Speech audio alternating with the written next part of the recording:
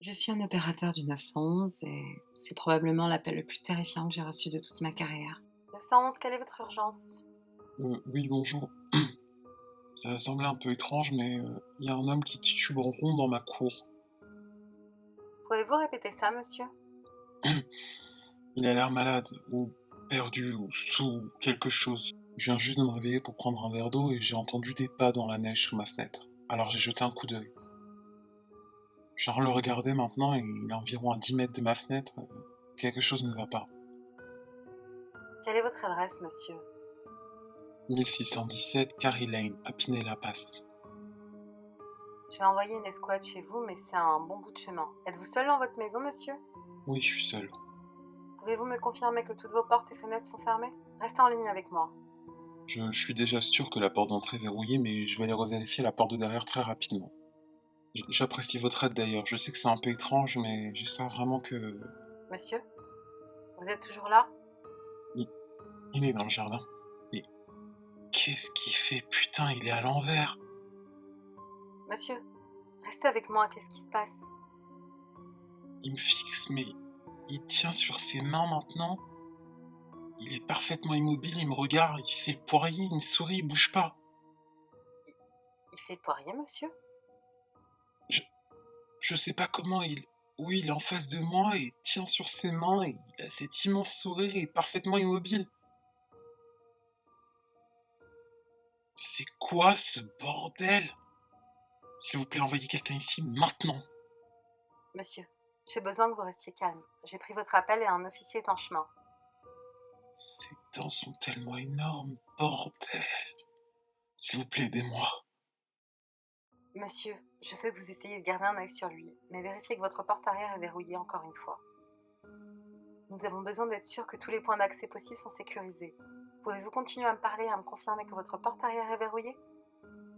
Ok. J'avance à reculons maintenant et je le garde à portée de vue.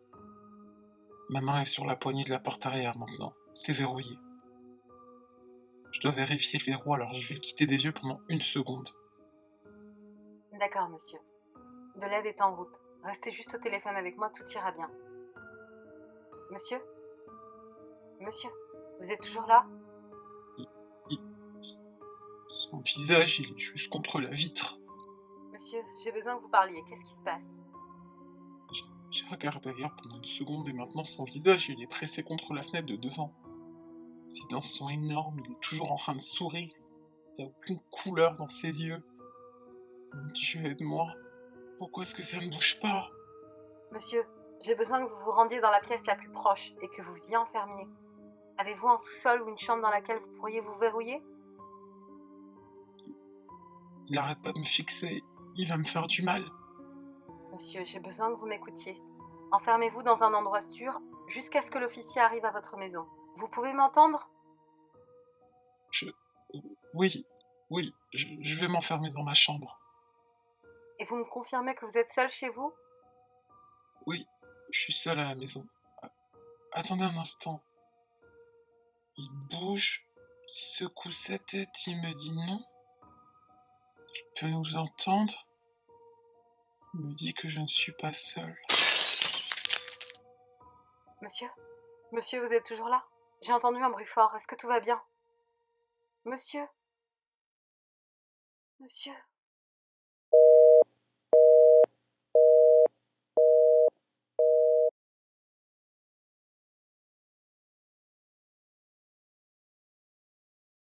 J'ai un harceleur secret et les choses atteignent leur paroxysme. Le mois dernier, il m'a envoyé plus de 300 000 messages. 300 000. Et il est intelligent à ce sujet aussi. Téléphone, application textuelle, changeant constamment les choses pour effacer sa trace. Même lorsque je change de numéro, il trouve un moyen d'avoir le nouveau. La police n'a pas été en mesure de résoudre l'affaire et de me rassurer. Je me sens comme une gazelle poursuivie par un guépard. Et la distance se rapproche. Le harceleur m'avait averti de ne pas prévenir la police, mais ils sont au courant depuis le début. Ma sœur est une employée de la réception au poste de police locale. Mon beau-frère y est officier. Ils s'assurent que ma situation ne tombe pas dans les limbes et me tiennent constamment au courant de toute nouvelle information. Mais souvent, je n'ai aucun retour. Ils m'ont demandé une liste de suspects possibles. J'avais du mal à penser à qui que ce soit. J'ai donné 2 noms, juste 2 personnes avec qui j'ai interagi dans ma vie quotidienne. Mon voisin, Chad, et un collègue, Daniel. J'avais rejeté les avances de Chad à un moment donné. Et bien que nos relations aient été apparemment bonnes, il entretenait peut-être des sentiments haineux dus à mon rejet. Daniel travaille avec moi. Il était maladroit et juste un peu instable. Mais il n'était pas méchant.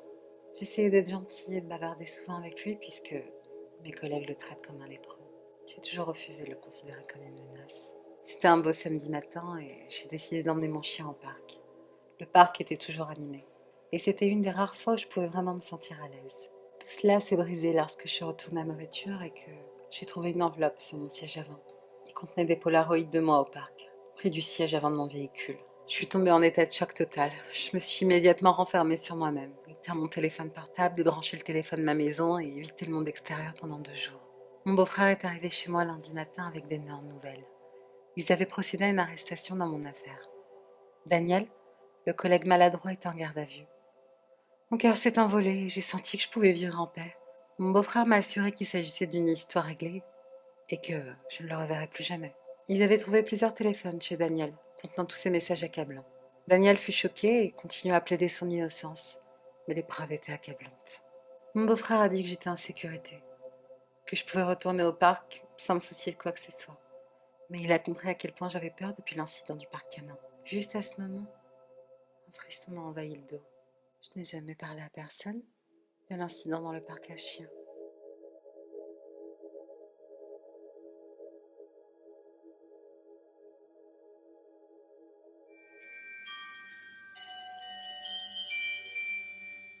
Bonjour.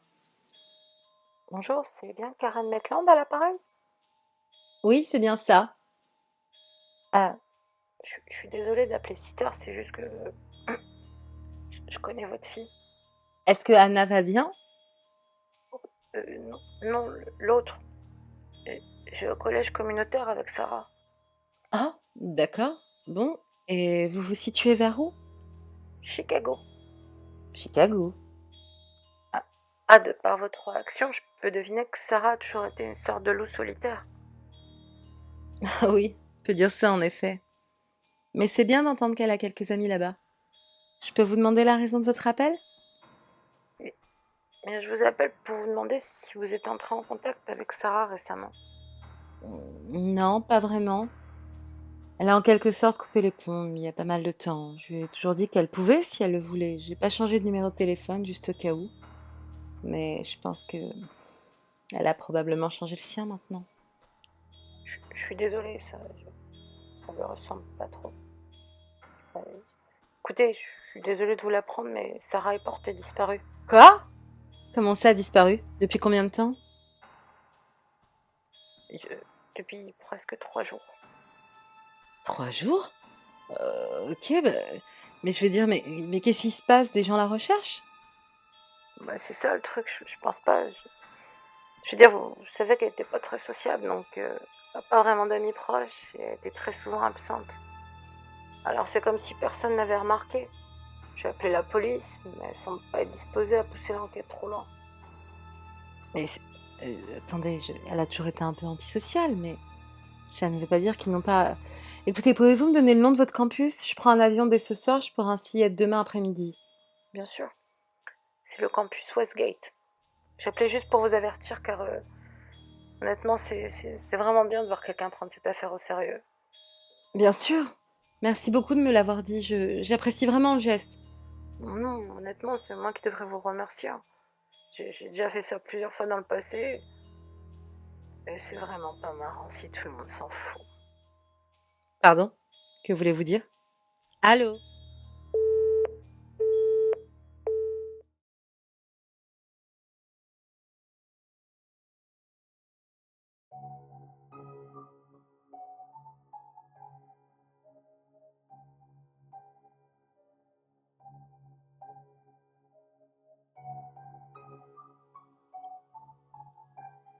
Je n'ai jamais cru aux fantômes, évidemment. Mais pour ma copine, c'était un autre délire. Alors quand dans la maison, il a commencé à avoir des espèces de chuchotements, des grattements sur les murs et des portes qui se claquaient derrière nous sans courant d'air, Elle a pété un câble. Antoine, il faut qu'on fasse quelque chose. Moi, j'étais en mode... Mais Léa, là, putain, je suis pas les Ghostbusters. Et c'est là qu'elle a eu l'idée la plus foireuse de sa vie. Elle a voulu appeler des chasseurs de fantômes. Déjà, je savais même pas que ça existait vraiment, mais au point où on en était, elle dormait plus la nuit et ne s'envoyait plus en l'air. J'ai accepté. Puis c'est elle qui voulait payer, donc j'allais pas me faire prier. On a appelé un espèce de secrétariat d'un groupe de mecs qui se disaient chasseurs d'esprits et de revenants dans la ville d'à côté. Ils lui ont dit qu'ils venaient le mardi suivant et qu'ils aimeraient bien qu'elle fasse des recherches sur la maison, en mode s'il y avait déjà eu un suicidé, des trucs comme ça. Moi, j'aurais trouvé ça classe. Mais après maintes recherches, le seul truc le plus proche de chez nous, c'était un mec qui s'était fait écraser devant la baraque en 1984. Ce qui est pas franchement très effrayant. En plus, le mec s'appelait Martin. Et la légende terrifiante du revenant Martin, ça craignait un peu. Donc pas de succès de ce côté-là. Mais Léa insistait. Bref, ils sont arrivés tôt le matin. Et après la présentation la plus pathétique et la plus puceau que j'avais jamais vue, nous sommes les chasseurs de fantômes, enchantés. Les 3 mecs à casquette ont commencé à chercher divers trucs un peu partout dans la maison avec des appareils que j'avais jamais vus qui faisaient bip bip. Non seulement après une heure de recherche, ils avaient rien trouvé du tout. Mais en plus, les phénomènes que Léa et moi, on vivait, ne s'étaient pas produits. Bref, pas un gros succès. Ce qui m'a franchement confortée dans l'idée que c'était des gros arnaqueurs. Dans l'idée de les faire partir pour que je puisse regarder la télé, j'ai commencé à discuter avec celui qui avait l'air d'être le leader de cette bande de dégénérés. Même s'il avait l'air sympa, mais quand même vachement bizarre, après discussion, je lui ai discrètement glissé l'idée qu'on était pressés et qu'il fallait qu'ils partent. Ils ont ramassé leurs trucs et je les ai raccompagnés à la porte avec Léa. J'étais quand même un peu désolée d'avoir fait perdre du temps à ces pauvres gars, alors j'ai tenté de la jouer sympathique avec le leader. S'en est suivie la discussion la plus bizarre que j'ai jamais eue. Et encore désolé, hein, on était persuadés qu'il y avait vraiment des trucs. Pas de problème. On a habitué des fausses alertes. Il a fait le sourire le plus forcé que j'ai jamais vu. Ce qui m'a confortée dans l'idée qu'on leur avait vraiment fait perdre leur temps. J'ai essayé de changer de sujet pour combler le malaise. Vous avez pas eu trop de mal à vous garer? Je n'ai pas vu votre camionnette dans la rue. Nous n'en avons pas. Je déteste les voitures. Ils ont ricané entre eux et s'en est suivi un autre silence bien gênant. Ils ont commencé à partir sans un regard pour nous. J'ai quand même essayé d'en savoir plus. Je peux vous demander votre nom? Il s'est retourné un bref instant, m'a regardé dans les yeux et m'a souri. Martin. Avec Léa, on a à peine eu le temps de se regarder sans rien comprendre que le téléphone a sonné. C'était le secrétariat des chasseurs de fantômes. Ils nous informaient qu'ils étaient désolés du retard, qu'il y avait des embouteillages sur la route et qu'ils seraient là dans une petite heure. Quand on a regardé dans la rue, les 3 chasseurs de fantômes avaient disparu.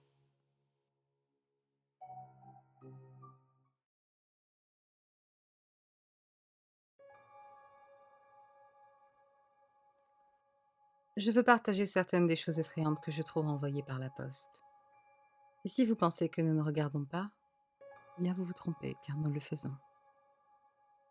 Si vous avez des motifs de suspicion, nous pouvons exécuter un package via des scanners, sans même avoir à remplir un formulaire.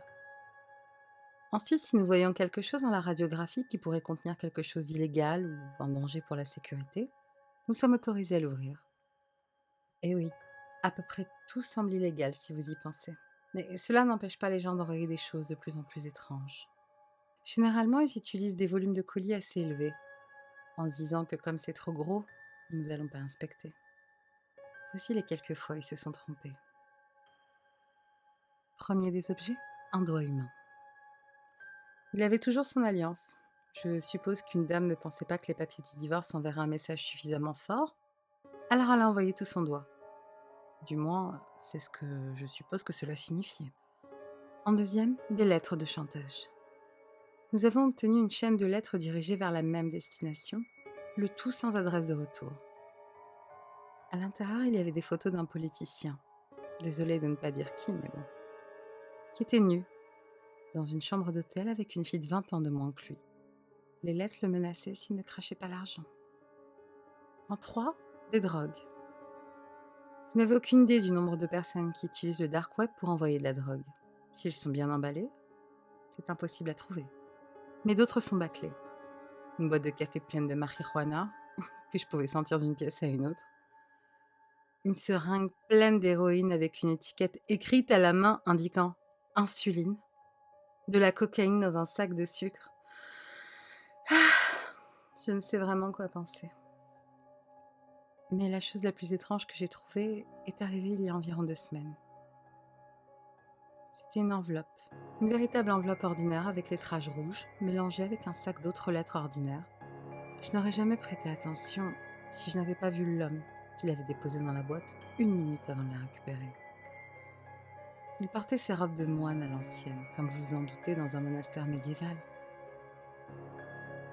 J'ai pas fait vraiment attention, je l'ai oublié, jusqu'à ce que je déballe le sac au bureau et que je revoie le lettrage rouge.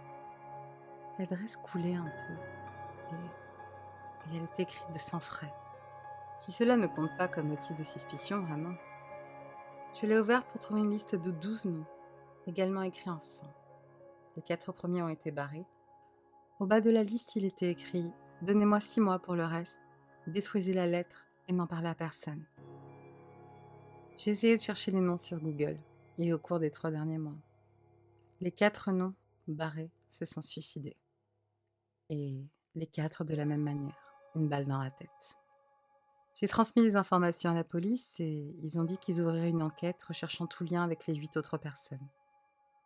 La semaine dernière, il y a eu une autre lettre, récupérée dans la même boîte. C'était la même liste, mais cette fois, il y avait 5 noms barrés. J'ai continué mes recherches sur Internet avec le 5e nom. Et vous l'avez deviné, il s'est suicidé il y a 2 jours, une balle dans la tête.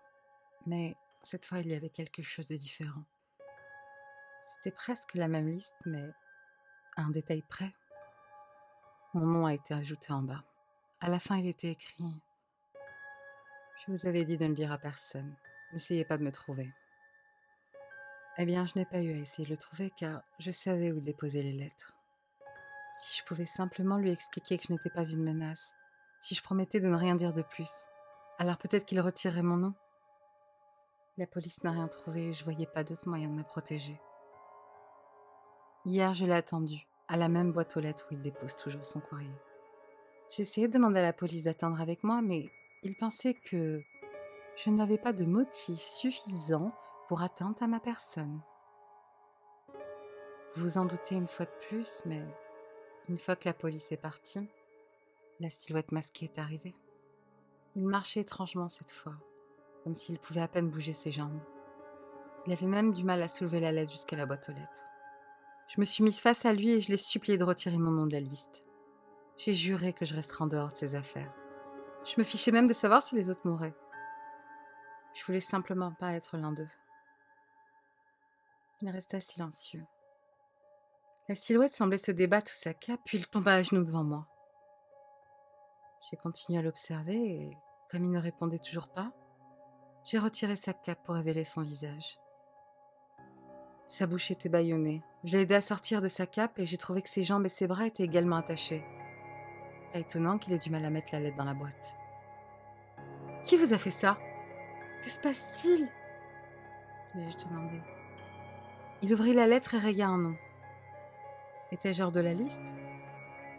Je ne comprenais pas. Alors je me suis approchée de lui. Et d'un seul coup, il sortit un revolver en plein milieu de la rue. Putain de merde, j'ai reculé si vite que je suis tombée sur le cul. Mais, il ne pointait pas son arme vers moi. Il la pointait sur lui-même. Un tir, un seul. Une détonation, directement dans la tempe. Il était mort avant même de toucher le sol. Vous pourriez penser que je suis la pire des pestes pour ce que je vais dire, mais avant même d'avoir appelé la police, je suis allée directement voir la lettre. Tout ce à quoi je pouvais penser était de savoir si mon nom avait été enlevé. Il n'avait pas barré mon nom. Il avait barré le 6e nom de la liste. Je l'ai vérifié par rapport à son permis de conduire. Et oui, le même nom. Il était temps de partir. Non seulement cela, mais mon nom avait été déplacé. Je suis maintenant le numéro 7, le suivant. Écrit sur la liste, il disait Je t'avais dit de ne pas essayer de me retrouver.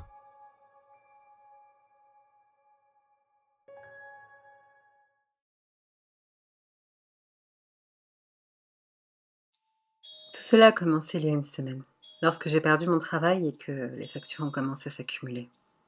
Je vivais dans une maison simple, et ce travail était tout ce qui faisait que ma vie était stable. Après une nuit passée à boire et à regarder la télévision, j'ai commencé à chercher un nouvel emploi. La plupart avaient l'air ennuyeux, seulement quelques emplois de bureau. Mais l'un d'entre eux a attiré mon attention. Il s'agissait d'une annonce sur le côté de l'écran qui disait « Travail bien rémunéré ». En désespoir de cause, j'ai cliqué sur la publicité ombreuse. Lentement mais sûrement, un nouveau site web se charge avec de multiples liens vers différents emplois et différentes descriptions. En rouge était écrit en gros « Emploi dark web ». Séance dans une maison. 100 $ par 2 minutes de travail. Rester dans une salle de caméra. Surveiller toutes les pièces. Garder la maison en sécurité. Règles en lien. Cela semblait facile, me suis-je dit. Je le regrette. J'ai continué à regarder les offres. Récolter un champ de maïs. 150 $ par champ. Les outils sont fournis. Règles en lien. En regardant tous ces emplois, la séance dans la maison me paraissait la plus facile. Alors j'ai cliqué sur le lien. Avide des 100 $. Sur l'écran, une feuille d'inscription est apparue, demandant mon email. Je l'ai tapé rapidement et j'ai reçu le message. Nous espérons vous revoir bientôt. Satisfait de cela, j'ai sauté dans mon lit et éteint les lumières. Je commençais à m'endormir lorsque j'entendis mon téléphone sonner. Irrité, je le pris. Un nouvel email ? J'ai cliqué sur la notification. Votre demande a été acceptée. Merci d'avoir postulé au travail de garde. Vous resterez dans la maison de minuit à 4 heures et vous devez suivre ces règles. Votre argent arrivera à 6 heures du matin après votre 2 minutes de travail. Quoi qu'il en soit, peu importe ce que vous entendez ou voyez, restez dans la salle de surveillance. N'apportez pas votre téléphone ou si vous le faites, ne l'allumez pas, même si vous recevez une notification. Je ne vous enverrai pas de courrier électronique pendant votre temps de travail. Assurez-vous d'apporter quelque chose qui peut jouer de la musique assez fort. Arrivez à minuit ou un peu avant minuit. Si vous arrivez après minuit, n'entrez pas dans la maison et envoyez-moi un email. De minuit à 1 heure, vous êtes autorisé à errer dans la maison. Mais assurez-vous d'être dans la salle de surveillance au premier étage, d'éteindre toutes les lumières, de verrouiller les portes et de fermer les stores. De 1 heure à 2 heures, regardez les caméras. Si vous voyez un homme dans le salon en train de regarder la télévision, éteignez cette caméra jusqu'à ce que vous entendiez le téléviseur s'éteindre en bas. Ignorez les sons que vous entendez dans la maison. Si vous sentez quelque chose qui vous touche, arrêtez de bouger et fermez les yeux, jusqu'à ce que le sentiment disparaisse. De 2 heures à 3 heures, ouvrez les stores de la salle des caméras. Si vous entendez une voix venant de la fenêtre, ne regardez pas. La conversation sera normale et une fois qu'ils vous diront « au revoir », vous pourrez fermer les stores en toute sécurité. Ça peut arriver n'importe quand dans l'heure. Si vous voyez une femme en train de cuisiner, vous avez un bouton bleu sur votre bureau qui allume et gère le son de la cuisine.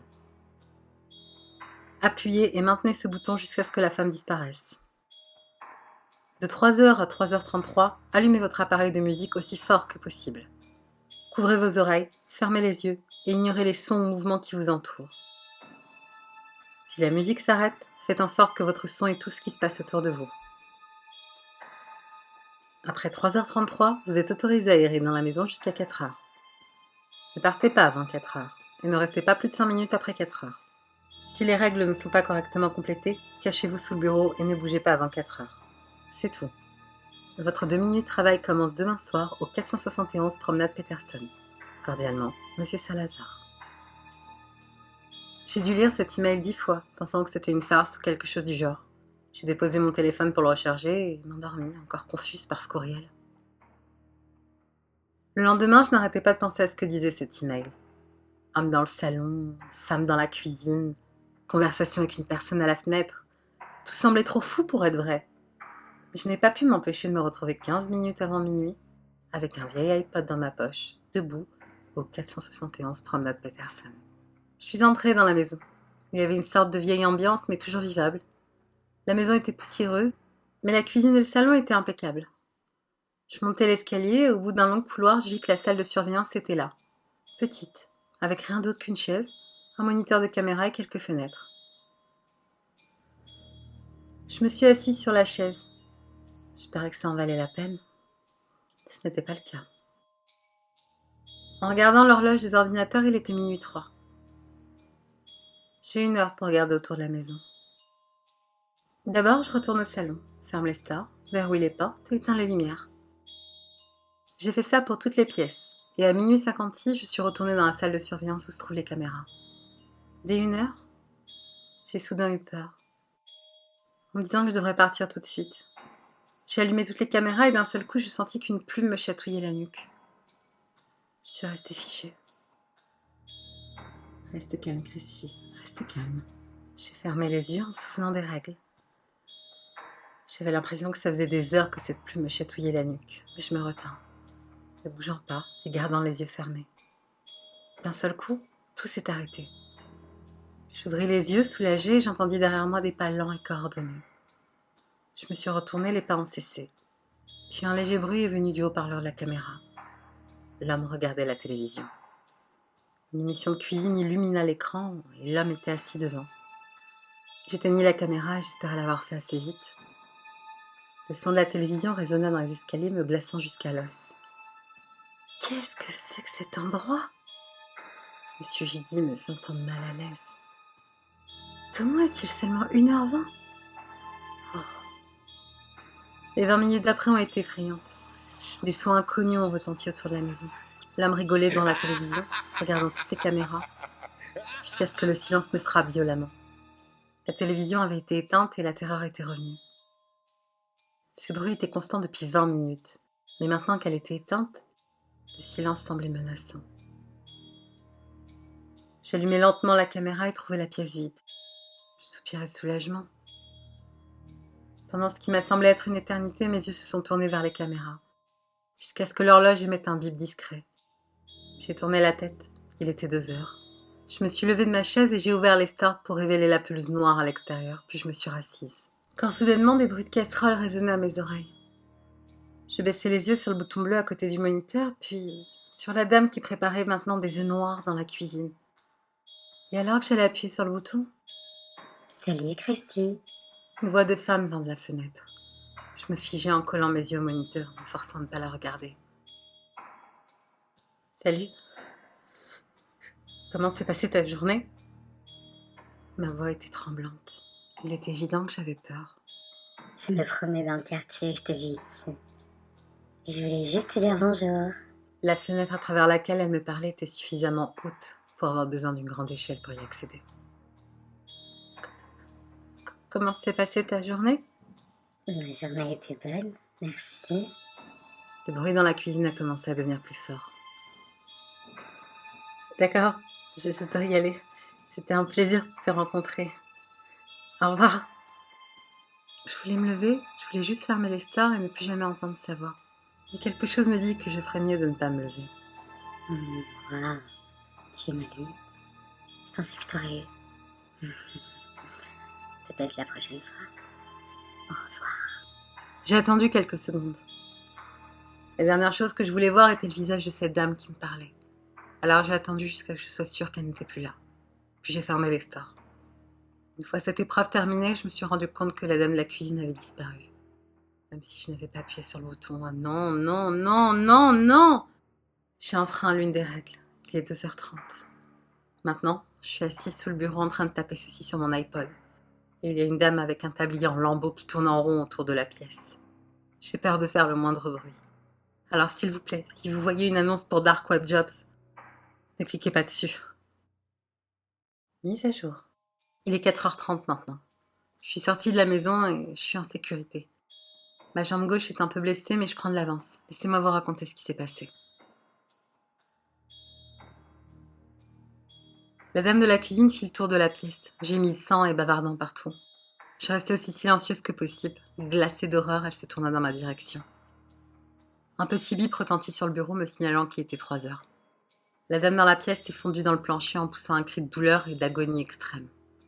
Ce que je devais faire à ce moment-là, c'était d'allumer la musique de mon iPod, de fermer les yeux et de me couvrir les oreilles. Mais est-ce que je devais rester cachée sous le bureau ?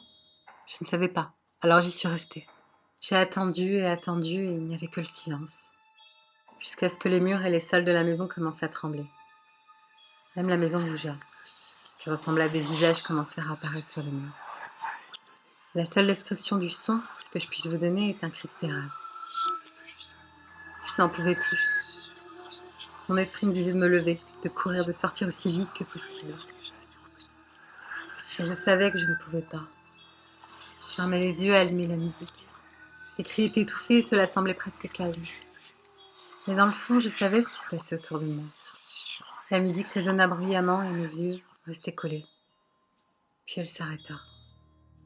Sans musique, j'ouvris les yeux et la maison était redevenue normale. Je me levai et regardai l'horloge.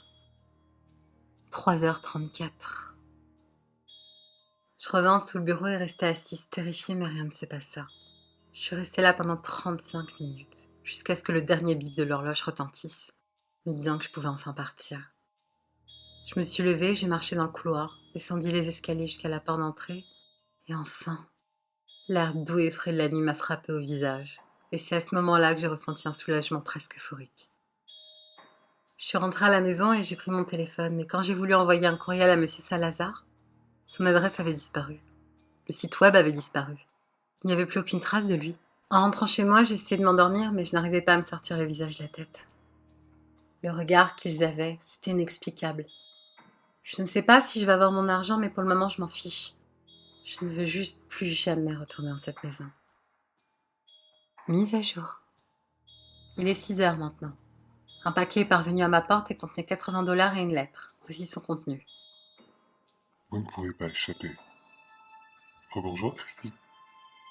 Je vois que tu es venue pour ta 2 minutes de travail ce matin. Je l'apprécie. Mais pendant ton temps de travail, tu enfreins l'une des règles. J'ai retiré $20 de ton salaire à cause de ça. Je suis presque sûr que tu es déjà au courant, mais je peux te dire que tu ne peux pas revenir en arrière. La plupart des gens ne le font pas. Et je suis ici pour te dire que tu ne peux pas t'échapper non plus. En entrant dans cette maison, tu as vendu ton âme. Peu importe ce que tu fais, où tu es, tu seras toujours chez elle à minuit. C'est tout. Cordialement, Monsieur Salazar. Mon sommeil la nuit dernière était horrible. Je ne pouvais pas m'empêcher de penser à ce qui s'était passé lors de ma première nuit de travail. Toute la journée, je suis restée au lit, terrifiée à l'idée que minuit arrive, mais cela devait arriver. 23h57. J'ai supplié que rien ne m'arrive. 23h58. Je mets mon iPod à la poubelle. 23h59. Je reste au lit et ferme les yeux. Je sens une pression sur mes pieds et mon lit moelleux disparaît sous moi. J'ouvre les yeux et je me retrouve à nouveau dans cette maison maudite avec mon iPod et un journal imprimé des règles entre mes mains. Quoi? Comment est-ce possible? Pensais-je intérieurement. Je courus à la porte, tapant mes poings contre elle, voulant sortir, mais en vain. Je ne pouvais pas partir. J'ai gravi les escaliers et me suis assise dans le fauteuil de la salle de surveillance. Je restais assise là, pleurant pendant 1 heure, jusqu'à ce que l'homme qui riait devant la télévision apparut. J'ai éteint la caméra et j'ai continué à sangloter sans me soucier des sons qui m'entourent. Et ensuite, j'ai senti une main autour de mon cou. J'ai pris peur, fermé les yeux et essayé de me contrôler. La poignée se resserra de plus en plus fort, jusqu'à que je puisse à peine respirer. Puis me laisser enfin tranquille. Je cherchais l'air et attrapais le papier imprimé des règles qui me fut remis au début de ma nuit de travail. J'ai regardé la feuille de règles imprimées et au bas se trouvait un passage manuscrit de Monsieur Salazar lui-même. Bonne chance. J'ai regardé les caméras et je me suis préparée. Ok, Chrissy, tu peux le faire. Tu es déjà venue ici une fois, rassemble tout ton courage. J'ai tendu l'oreille, je n'entendais plus la télé. J'ai allumé la caméra et l'horloge a émis un petit bip. Il était 2h. Je me suis levée pour ouvrir les stores, mais j'hésitais. Est-ce que je voulais vraiment lui parler à nouveau? Quoi qu'il en soit, j'ai repoussé cette pensée et ouvrit les stores. Pour rencontrer un visage que seules des personnes folles appelleraient une femme. On aurait dit qu'elle n'avait pas mangé une seule fois dans sa vie, que sa peau était hermétique et qu'elle n'avait pas de muscles dans son corps. Son sourire allait littéralement d'une oreille à l'autre. Sa peau était affaissée et à la place de ses orbites, il y avait de grands yeux noirs et injectés de sang, avec de minuscules pupilles jaunes vifs. Bonjour, Chrissy. J'ai refermé les stores aussi vite que j'ai pu et j'ai voulu me cacher sous le bureau. Mais le bureau est devenu un bloc. Pas d'espace pour se cacher. Je ne sais pas quoi faire. J'entendais pas lent monter les escaliers. La poignée de porte tourne. Mais merci, mon Dieu, elle est verrouillée. Je me suis souvenue de la verrouiller. Elle hurle derrière la porte, claque ses mains dessus. Ce n'est qu'une question de temps avant qu'elle ne casse la porte. Que dois-je faire? Tu ne peux plus rien faire, Chrissy. Bienvenue en enfer dans ta damnation éternelle. Donc, en acceptant ce travail, j'avais vendu mon âme au diable.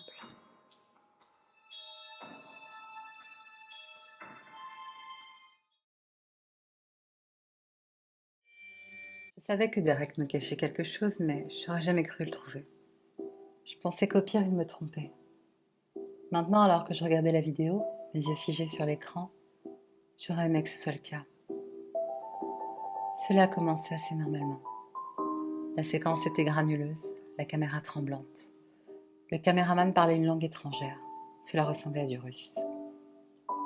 Il marchait le long du bord de la route vers une femme sans abri, à l'abri des éléments naturels dans une boîte en carton, tenant une pancarte avec quelque chose d'indiscernable écrit dessus.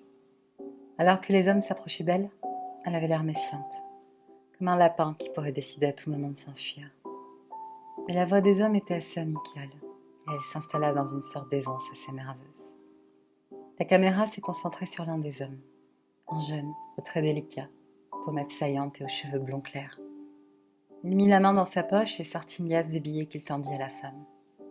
Elle regarda l'argent, perplexe, méfiante. Puis tendit la main et le saisit, comme si elle le saisissait de la gueule d'un alligator. Les hommes ont tous ri. C'est un rire gentil et amical. Cependant, la tension dans les épaules de la femme se relâcha momentanément. La caméra a coupé et le noir est revenu pendant quelques secondes. Puis une nouvelle image a été affichée à l'écran. C'était une femme en costume de cérémonie. Une longue robe noire avec des cheveux finement tressés avec des dizaines de nœuds. Il m'a fallu un long moment avant de la reconnaître, comme étant la femme sale que j'avais vue dans la séquence précédente. Le jeune homme aux traits délicats entra dans le cadre et lui tendit la main. Elle sourit timidement et la prit. Commencèrent à tourner autour de la piste de danse avec une grâce inspirée. Elle doit avoir pratiqué tous les jours pour valser aussi bien. L'image s'est coupée à nouveau. Un écran noir, avant la prochaine séquence. Maintenant, c'était un mariage. L'homme aux traits délicats et la femme autrefois sans abri étaient les futurs mariés. Les gens applaudissaient, les toasts étaient faits et les quantités abondantes d'alcool coulaient librement. Écran noir, puis une chambre d'hôtel. La mariée est toujours dans sa robe. Cette fois, la caméra ne bougea pas et les contours étaient obscurcis, comme si elle tournait à travers un trou dans le mur. L'homme aux traits raffinés embrassa la femme et la coucha doucement sur le lit. La robe se déploya comme une fleur blanche épanouie. Son visage était une image de pur contentement. L'homme sourit, tendit la main dans sa veste et retira un grand couteau. La lame brillait en jaune dans la faible lumière de la chambre d'hôtel.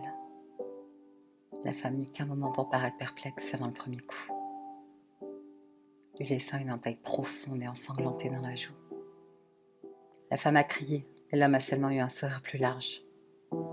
Il lui saisit le poignet et lui tordit violemment le bras, la tirant de la prise. L'homme la souleva par le bras disloqué et la jeta contre le mur. Ses cris étaient maintenant désespérés. Ses cordes vocales devaient être épuisées. L'homme lui saisit l'autre bras et la poussa contre le mur. Écartant les doigts de la main, il leva le couteau et la baissa violemment. Du sang gicla et deux de ses doigts avaient disparu, le petit doigt et l'annulaire. Il a de nouveau levé le couteau et j'ai claqué l'ordinateur. Je n'avais pas besoin de regarder le reste de la vidéo pour connaître le destin de cette femme. Mon cœur a martelé dans ma poitrine, ma gorge m'étendait derrière mes yeux. J'avais l'impression de suffoquer. Qu'est-ce que c'était? Et pourquoi c'était sur l'ordinateur de mon mari? Quelle que soit l'explication, je savais que je devais partir. Je sautais du bureau et tombais presque tellement que mes jambes tremblaient. J'ai couru dans le salon, dans le hall d'entrée, j'ai ouvert la porte et j'ai couru dans la rue jusqu'à la maison de ma meilleure amie, Gillian. J'ai martelé frénétiquement la porte jusqu'à ce que Gillian, surprise et somnolente, ouvre la porte et me laisse entrer. Elle a dit que j'avais l'air horrible et elle avait probablement raison. J'ai accepté goulûment le verre de vin qu'elle a offert. Elle s'assit en face de moi et écouta patiemment alors que je lui racontais tout ce que j'avais vu, espérant contre tout espoir que ce que je disais avait au moins un sens. Quand j'eus fini, Gillian me fixa comme si elle était plongée dans ses pensées. Finalement, elle a parlé. « J'appelle les flics, dit-elle. Ils vont aller au fond des choses, reste loin de ça, de ce psychopathe jusqu'à ce que ce soit réglé. D'accord ?» « D'accord, » ai-je dit. « D'accord. » Gillian a touché sa poche, a froncé les sourcils, puis a tapoté son autre poche. Merde! J'ai dû laisser mon téléphone portable dans la chambre à coucher. Je le cherchais et les appelais. Elle s'est levée et est partie. J'ai regardé mon verre de vin rouge. Le vin était une bonne compagnie à un moment comme celui-ci, mais un ami serait mieux. Je me levai et me dirigeai dans le couloir vers la chambre de Gillian. Elle était déjà au téléphone avec la police. Je commençais à me détendre un peu, jusqu'à ce que je me rapproche et que je me fige. Elle sait, Derek, disait-elle. Elle a trouvé la vidéo, tu ferais mieux de venir ici et de la faire taire avant qu'elle le dise à quelqu'un d'autre. J'ai lentement commencé à reculer, prenant garde de ne pas émettre de son. Puis je me suis prise le pied dans le tapis. J'ai trébuché en laissant tomber le verre de vin sur le tapis. Mais pourquoi l'avais-je laissé tomber? Maintenant mes jambes flageolaient et je ne tenais plus debout. Et ce vin, n'avait-il pas eu un goût un peu drôle? J'ai continué à marcher malgré mon corps défaillant. Ma main était maintenant sur la poignée de la porte. Je pourrais encore sortir, mais avant que je puisse tourner la poignée, il y a eu 3 coups violents. Et la voix de l'autre côté, la voix de mon mari a appelé. Gillian, laisse-moi entrer. Mes jambes se sont effondrées, je suis tombée au sol.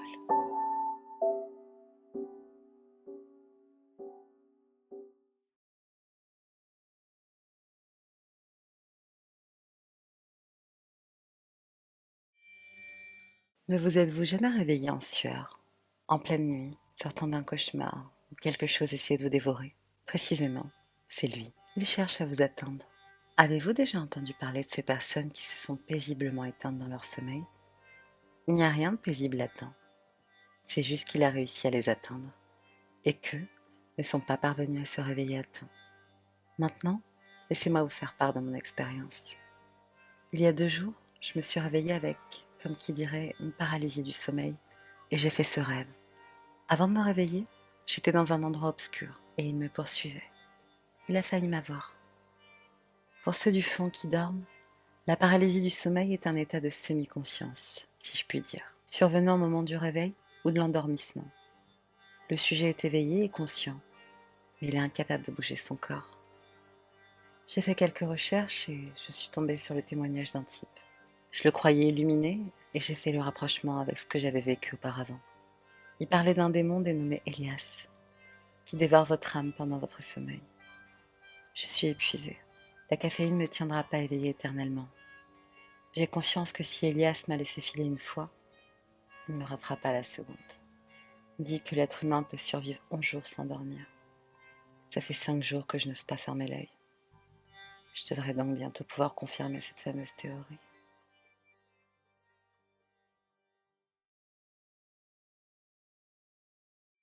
S'il vous plaît, si vous écoutez ceci, suivez mon conseil. Ne réveillez pas vos enfants, vos frères et sœurs, ni votre mari ou votre femme, ni aucune autre personne s'ils sourient ou rient dans leur sommeil. Si je peux épargner qu'une personne fasse la même erreur que moi, laissez-moi vous expliquer. La nuit dernière était comme un dimanche soir normal. J'ai mis mon fils au lit, allumé le moniteur pour bébé et je descendis m'asseoir dans mon fauteuil inclinable pour regarder un bon vieux film. De quoi me détendre après une journée de travail plutôt pénible de 12 heures. Ma femme Jenna était déjà au lit, en train de lire son livre. J'étais tellement épuisée. Tout ce que je voulais faire, c'était écouter les nouvelles du soir, puis me coucher, me réveiller et répéter la même chose. Si j'avais eu une sorte d'avertissement, j'aurais pu éviter ce spectacle.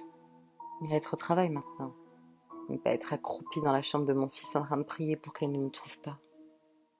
Les nouvelles n'avaient rien d'intéressant, comme d'habitude. La météo, descend dans un repère de dealers, plusieurs arrestations, bla bla bla. Notre nuit typique dans le centre du Michigan. Juste quand j'ai éteint le téléviseur pour me préparer à aller au lit, j'ai entendu un rire venir d'en haut. Cela ressemblait à ma femme. Je souris, pensant qu'elle s'est mise à rire toute seule alors qu'elle trouvait un passage amusant dans son livre. J'aimais beaucoup le rire de ma femme. Bien maintenant, ça me terrifie. Je me suis levée et j'ai traîné mes pieds dans les escaliers. Ils étaient lourds à force de piétiner toute la journée. Son rire résonna dans la maison. Je ne pouvais pas m'empêcher de me sentir un peu mal à l'aise en marchant dans la maison complètement silencieuse, par le rire de ma femme, traversant la nuit. En arrivant à la porte de ma chambre, je ne comprenais pas pourquoi, mais je me sentais extrêmement mal. Toute la situation me mettait mal. J'ai tout de même ouvert la porte et à ma grande surprise, la pièce était complètement noire. Coup d'œil à Jenna m'a confirmé qu'elle dormait. Elle était immobile et ses yeux étaient doucement fermés, sa poitrine se soulevant et s'abaissant à chaque respiration. Mon sang se figea quand elle laissa échapper un autre rire. Je ne sais pas pourquoi je me sentais si effrayée par elle. Elle riait juste dans son sommeil, mais ça sonnait tellement faux. Je m'approchais d'elle et je remarquais cet énorme sourire qui s'étendait sur son visage. Cela me fit une nouvelle vague de frissons, alors que je regardais son sourire effrayant. « Jenna, réveille-toi !» Je la secouais, capable de me coucher à côté de ce sourire. J'aurais préféré ne pas la réveiller, mais bien sûr, je l'ai fait. « Jenna !» dis-je un peu plus fort, la secouant toujours. Ses yeux s'ouvrirent brusquement et cela me fit sauter en arrière. Même dans le noir, je pouvais voir que ses yeux étaient complètement blancs, sans pupille au centre. « Hey, Brad !» m'aurait dit que deux voix parlaient. L'une ressemblait à un démon, l'autre à la sienne. Je me retournai et sortis de la pièce, m'effondrant dans la chambre de mon fils Jacob. Je pouvais entendre son rire rugir dans toute la maison, en même temps que deux grands coups de pied sourds frappaient le sol. Je cherchais frénétiquement toute arme à utiliser au cas où elle entrerait et attaquerait. Dieu merci, nous n'avions pas encore retiré la serrure de la chambre de Jacob, pensai-je en fermant rapidement la porte. Je ne pouvais rien trouver comme arme, alors je me suis appuyée contre la porte de tout mon poids, en priant pour qu'elle ne vienne pas. « Où es-tu » Sa voix déformée appelait. J'ai prié silencieusement Dieu de nous aider. Et ce, à ce que Jacob ne se réveille pas et ne l'alerte pas sur notre cachette. Elle se promena pendant des heures, sprintant de temps en temps dans les couloirs en riant. Heureusement, Jacob ne s'est pas réveillé la nuit. Et je pense que c'est ce qui a sauvé nos vies. Après des heures à le faire, quand le soleil s'est enfin levé, je l'ai entendu revenir dans la chambre. Et tout était redevenu calme. J'ai attendu 30 bonnes minutes avant de quitter la pièce pour vérifier ce qui se passait, mon cœur battant à 100 à l'heure. Alors que je me glissais dans la pièce, je jetai un coup d'œil dans la porte et remerciai Dieu qu'elle dormait profondément. Qu'est-ce qui s'est passé ? Je suis descendue et j'ai appelé mon patron pour lui dire que j'étais malade et que je ne viendrais pas travailler. 15 minutes plus tard, probablement, Jenna est apparue fatiguée et grincheuse, me faisant sursauter et crier comme une petite fille. « Putain, c'est toi ?» Ce n'est pas une personne matinale. J'ai simplement regardé sans savoir quoi faire. Elle secoua la tête avec contrariété et sortit de la cuisine. Je lui en ai jamais parlé. Ne me croirait pas de toute façon. Je lui ai juste dit que je me sentais pas bien. Au bout d'une heure environ, j'ai dû m'assoupir dans mon fauteuil, car à mon réveil, la maison était silencieuse. Mon cœur battait la chamade en me rappelant les événements de la nuit précédente. Je me levai et vérifiai la chambre de Jacob. Il était profondément endormi. Je suis partie dans ma chambre et j'ai jeté un coup d'œil furtif pour voir si Jenna était à l'intérieur. « Hey, Brad !» Cette même voix démoniaque a appelé à peine que ma tête était dans l'embrasure. J'ai couru vers la chambre de Jacob une fois de plus, claquant et verrouillant la porte. Je me maudis de ne pas avoir apporté mon téléphone. Mais heureusement, Jenna a dû laisser la tablette ici. Je me suis précipitée pour envoyer un message à sa mère pour lui demander de venir. Jenna dans le couloir riait à nouveau.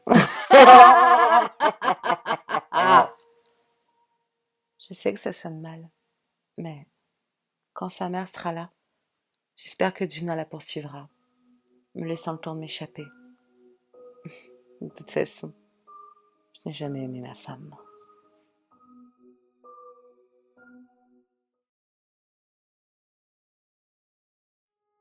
Son profil Tinder indiquait qu'il avait 45 ans. Mais il avait l'air d'être dans la trentaine tout au plus, à la recherche d'un bébé en sucre. 700 $ par semaine, pas de sexe. Cela paraissait trop beau pour être vrai. Mais en tant qu'étudiante universitaire fauchée, j'étais prête à tenter ma chance. J'ai balayé à droite et Tinder m'a fait savoir que c'était un match. Son message est venu quelques secondes plus tard. « Hey ma chérie !» J'ai détesté ce mot, mais 700 $, c'était 700 $. Alors j'ai pris une grande inspiration et j'ai répondu « Hey !» Il s'appelait Jack et il m'a dit qu'il possédait sa propre entreprise, bien qu'il n'ait jamais précisé de quel type d'entreprise il s'agissait. Nous avons parlé pendant un moment, avant qu'il me demande mon PayPal pour m'envoyer le premier paiement. Après quelques minutes, j'ai reçu la notification. J'ai regardé les 700 $ pendant au moins 20 minutes, m'attendant à me réveiller d'un rêve. J'ai eu beau me pincer, ce n'était pas un rêve. Tu es toujours là? J'ai cliqué sur le message. Ouais, pardon. Si ça te dérange pas que je te le demande, que cherches-tu en retour? J'ai regardé le chat jusqu'à ce qu'il réponde. Je cherche juste à ce que tu me rendes service en retour. Cela sonnait comme une avance sexuelle pour moi. Comment ça? Par exemple, la première chose que tu dois faire est de récupérer une livraison pour moi. Cela semblait assez innocent, mais je m'attendais toujours à ce qu'il y ait une sorte de changement. 700 $ pour aller chercher un colis? Allez, même moi je n'étais pas si naïve. De la poste ou quelque chose comme ça? Non, je vais t'envoyer l'adresse, mais je préfère ne pas le faire avec Tinder. Tu as Kik? Ou mieux encore, tu pourrais me donner ton numéro? Kik? C'était quoi? J'ai décidé de lui donner mon numéro à la place. Il m'a immédiatement envoyé l'adresse par SMS, suivi de l'adresse de son domicile où je devais déposer le colis. Je ne suis pas à la maison pour le moment, mais il y a une clé au fond du pot de fleurs bleues, près de la porte. Va à l'intérieur et pose le paquet sur la table basse du salon. Assure-toi de verrouiller la porte lorsque tu entres dans la maison, puis à nouveau lorsque tu la quittes. J'ai attrapé mes clés et mon portefeuille et je suis montée dans ma voiture, en inscrivant l'adresse sur Google Maps. Trouvé. Mon téléphone sonna pendant que je sortais de mon allée. Je suis sérieux, verrouille la porte 2 fois s'il te plaît. Je pensais que c'était un peu excessif, mais je lui ai promis de le faire. La maison semblait abandonnée. Il y avait une clôture cassée, et elle était entourée de maisons beaucoup plus jolies que celle-ci en comparaison. Vous êtes ici pour la mère de Jacques? Je levai les yeux pour voir un homme qui se tenait à l'entrée ouverte de la maison. Il occupa presque tout l'espace, sa tête effleurant le haut du cadre de la porte. Il était énorme, en hauteur et en muscles, et tout son torse était couvert de tatouages. Ouais, je suppose, répondis-je, ne bougeant pas de ma position sur le trottoir, Restez là. dit-il. Je suis restée. En fait, je ne pense pas que j'aurais bougé s'il me l'avait demandé. Je regardais autour de moi et réalisais qu'il n'y avait personne d'autre dans cette rue. J'étais une femme de 21 ans seule. J'ai serré mes clés de voiture. Quelques minutes plus tard, l'homme est revenu avec une boîte en carton. Elle avait à peu près la taille d'une boîte à chaussures, mais tachée et humide à certains coins. Pouvez-vous ouvrir votre voiture? Demanda-t-il. J'ai ouvert le coffre, ne voulant pas que ce soit l'intérieur de mes sièges auto, et il l'a installé. Voilà. Merci, ai-je répondu. Je me suis dirigée vers le côté conducteur de la voiture et j'ai ouvert la portière, Oh, encore une chose. dit-il. Je l'ai regardé. Attention. Je n'ai pas répondu. J'ai poussé ma musique à fond alors que j'étais en route chez Jacques, espérant que cela calmerait mon anxiété. Ce n'était pas le cas.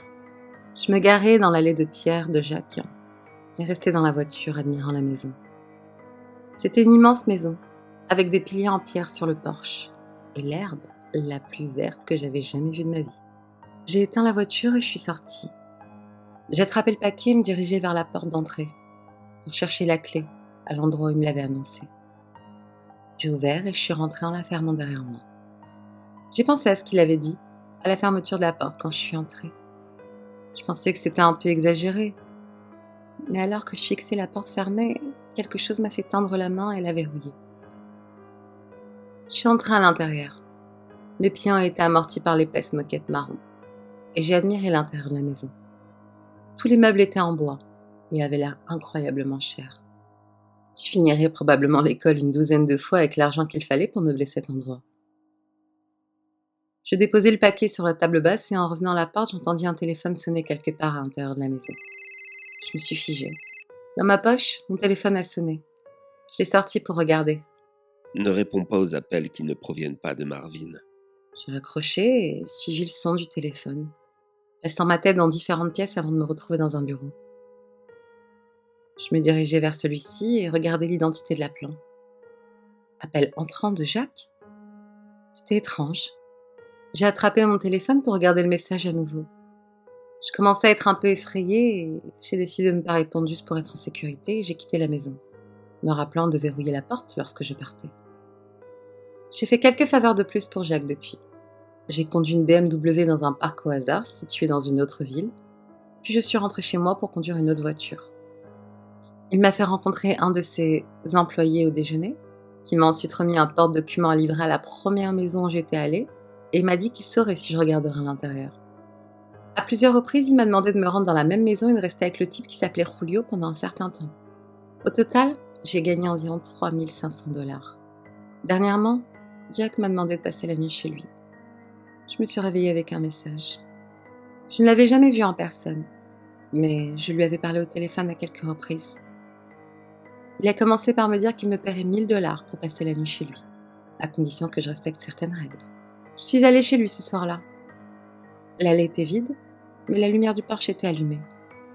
Je me suis approchée, j'ai déverrouillé la porte, je suis entrée et je l'ai ensuite verrouillée à nouveau. Dans la maison, tout était pareil. Jack m'avait dit au téléphone qu'il laisserait la liste des règles sur la table de la salle à manger. J'ai déposé toutes mes affaires dans le salon. Mes sacs ressemblaient à des ordures par rapport aux meubles sophistiqués qui s'y trouvaient. J'ai erré dans la cuisine puis dans la salle à manger. Effectivement, il y avait un morceau de papier sur la table en bois, retenu par un verre vide. Verrouille la porte quand tu entres. Ne réponds qu'aux appels de Marvin. Ne pas ouvrir les robinets entre 21h et 23h. N'ouvre la porte à personne, peu importe qui il prétend être après 22h. Si la porte du placard au bout du couloir est ouverte, dors dans la bibliothèque. Si elle est fermée, dors dans l'une des chambres. Le jardinier vient à minuit. S'il commence à frapper aux fenêtres, cache-toi. Allume la télévision et laisse-la toute la nuit. N'oublie surtout pas de faire ça. Serre-toi dans le frigo.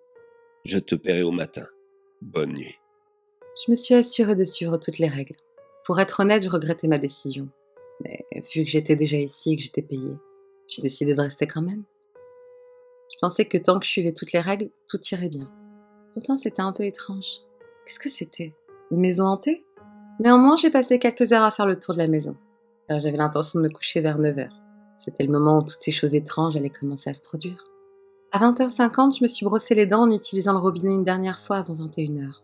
J'ai vérifié le placard dans le couloir et en voyant qu'il était ouvert, j'ai transféré mes affaires dans la bibliothèque et me suis préparée à dormir sur le canapé. J'ai fermé les portes au cas où et je me suis allongée, en faisant défiler mon téléphone. Je n'avais plus reçu de message de Jack et je commençais à imaginer des scénarios et des raisons pour lesquelles il avait des règles si strictes et particulières à la maison. Je m'étais assoupie à un moment donné, car à 22h16 précise, la sonnerie de la porte me réveillait. J'étais sur le point de me lever pour vérifier, mais je me suis souvenue de la règle. N'ouvrez la porte à personne, peu importe qui prétend être, après 22h. Je restais sur le canapé, essayant de ne pas bouger. Paranoïaque, ils entendraient le moindre son. La police, ouvrez. Je n'ai pas bougé. Hé, c'est la police. Ouvrez ou nous entrons. Je n'ai toujours pas bougé, mais j'entendais les battements de mon cœur. Il y eut un moment de silence après cela. Puis la sonnette retentit à nouveau. Hé, c'est Jack. Laisse-moi entrer. Cela ressemblait à Jack, mais je ne me suis pas levée. Il aurait une clé, n'est-ce pas? Pourquoi aurait-il besoin de moi pour le laisser entrer? Cela a continué pendant presque une heure complète. Différentes personnes sonnaient à la porte, s'annonçaient, puis disparaissaient lorsque je ne répondais pas. J'ai finalement pu m'endormir et le jardinier n'est jamais venu. Quand je me suis réveillée le lendemain matin, j'ai entendu quelqu'un dans la cuisine. Je me levai lentement et ouvris la porte aussi silencieusement que possible, en portant mon téléphone avec moi et traversant le salon pour aller dans la cuisine. Je me suis arrêtée à l'entrée et j'ai regardé dedans. C'était Jack. Il se tenait devant le poêle, remuant quelque chose pendant que la machine à café coulait sur le comptoir derrière lui. « Hey, bonjour !» dit-il en me voyant. « Bonjour », ai-je répondu nerveuse. Je ne l'avais jamais vu en personne auparavant, mais il ressemblait exactement à ses photos en ligne. « Des œufs brouillés ?» demanda-t-il en désignant la casserole avec une cuillère en bois. « Oui, merci », ai-je répondu en m'approchant pour lui prendre l'assiette. J'ai mangé mon petit déjeuner et bu mon café en silence. « Alors, comment c'était ?» demanda-t-il. « C'était pas mal. Rien de très bizarre ne s'est passé. » « Cool. » répondit-il. Il y avait un malaise dans la pièce. Je pense que je vais y aller maintenant, j'ai cours. Je m'éloignais. C'était faux, mais je voulais vraiment sortir de là. « Oh non. Oui, bien sûr. On discutera une autre fois. » me dit-il. J'ai attrapé mes affaires et il m'a conduit à ma voiture.